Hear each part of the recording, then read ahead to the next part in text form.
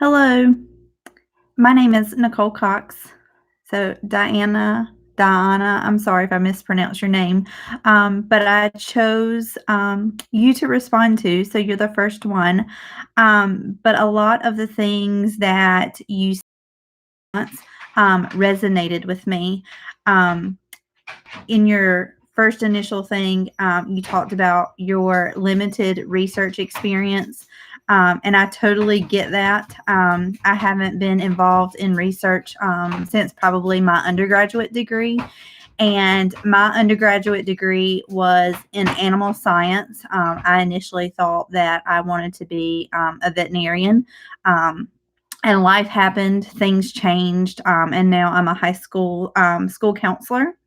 So I completely get where you're coming from, and, you, just like many of the others, I'm sure, we're hoping to be able to grow and develop ourselves, using this class, to broaden our experience and, the skill base that you mentioned, I think that's important for all of us to be able to use.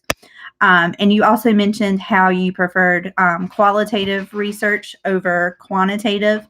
And I totally get that too. I think being a counselor and in my profession, I tend to look at things more from a more personal perspective from my clients and my students and things like that. I think that's a way that you get to know people and know what they're about. And I think that do has a great impact on research in general. The other thing that you mentioned was cultural difference. I grew up in a little town in eastern North Carolina.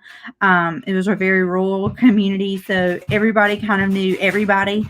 And it wasn't until I went off to college that I started to see a lot of the cultural differences that were around. So my military, my college town was I was at NC State in North Carolina, Raleigh, which is our capital, which is completely different than the town that I grew up in. And they have a lot of international students come in. And my first roommate in college was actually Korean. So that was kind of neat for me coming from a farm town girl to having an international student live with me to be able to share some of those cultural differences with me. She explained to me holidays and different customs that they had.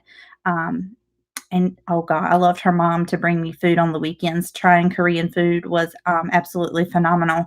So I think that helped me as I grow.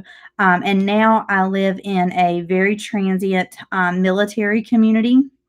So I have people and families within our community, within my schools, that have very different morals and values and customs.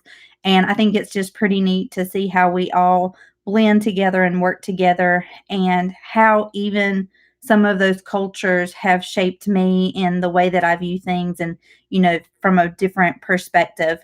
So that's super neat. And being a school counselor, I identified you with you very well when you talked about the vulnerability of people, as well as those that are victims. I work at high school, so I see a lot of my students that fall into these categories quite a bit.